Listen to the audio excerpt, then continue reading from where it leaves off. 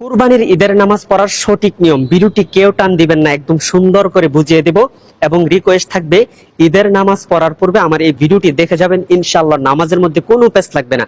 আপনি যখন ইমাম সাহেবের সাথে ঈদের নামাজ পড়বেন, সর্বপ্রথম ইমাম সাহেব আল্লাহু আকবার বলে হাত বাঁধবেন, আপনিও বাঁধবেন। ইমাম সাহেব সানা পড়ার পর অতিরিক্ত 3টা তাকবীর দিবেন।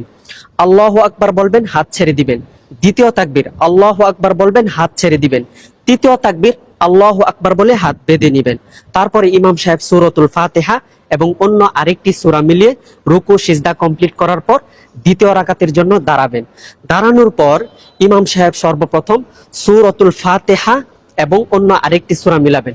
মিলানোর পর রুকুতে যাওয়ার পূর্বে অতিরিক্ত 3টি তাকবীর দিবেন। আল্লাহু আকবার বলবেন, হাত ছেড়ে দিবেন। দ্বিতীয়বার আল্লাহু আকবার বলবেন, হাত ছেড়ে দিবেন।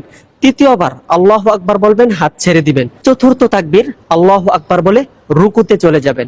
রুকু এবং সিজদা কমপ্লিট করে তাশাহুদ, দুরূদ শরীফ, দোয়ায়ে মাসুরা এই 3টি পরে ডানে বামে সালাম ফিরিয়ে দিবেন।